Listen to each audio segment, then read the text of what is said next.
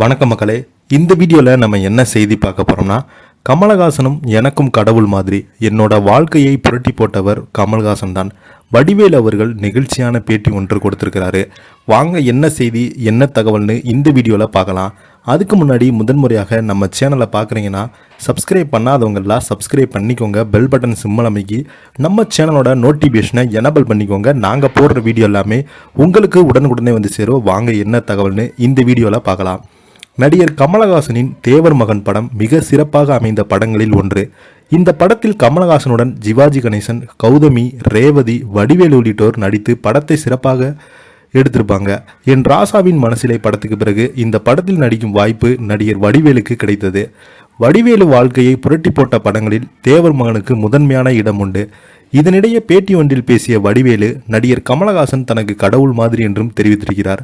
தொடர்ந்து கமலஹாசன், சிங்காரவேலன் உள்ளிட்ட படங்களில் முக்கியமான காமெடி கேரக்டரில் வடிவேலு நடித்து குறிப்பிடத்தக்கது.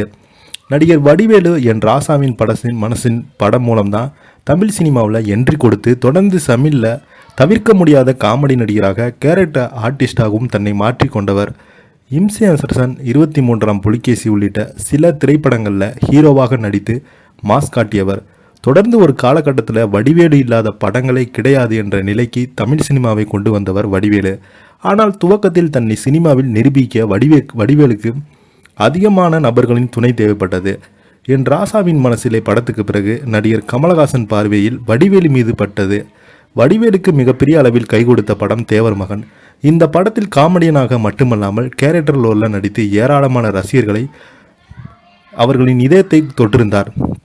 அந்த வகையில் இந்த படத்தில் இசக்கி என்ற கேரக்டரில் நடித்த வடிவேல் அவர்கள் கிளைமாக்ஸில் தன்னுடைய கையை இழந்து தவிப்பது காணப்படும். இந்த படத்தில் அவரை துவக்கத்தில் காமெடியனாக தொடர்ந்து கேரக்டர் ரோலிலும் தேவர் மகன் படத்தில் சிறப்பாக பயன்படுத்தியிருப்பார் கமலஹாசன். தேவர் மகன் படத்தின் இந்த வாய்ப்பை மிக சிறப்பாக பயன்படுத்தி கொண்ட வடிவேலு தொடர்ந்து படம் பெறும் வகையில் சிறப்பாக பயன்படுத்தி கொண்டார். இந்த படத்தை அமைத்து கொண்டார். இந்த நிலையில் வடிவேலு கொடுத்த பேட்டி, கமலஹாசன் தனக்கு கடவுள் மாதிரி என்று கூறியதை பார்க்க முடிந்தது. தன்னிடம் இருக்கும் திறமையை நம்பி தேவர் மகன் படத்தில் அவர் தனக்கு வாய்ப்பு கொடுத்து தன்னுடைய வாழ்க்கையை யூடர்ன் செய்து விட்டதாகவும் வடிவேல் அவர்கள் நெகிழ்ச்சியாக தெரிவித்திருக்கிறார்.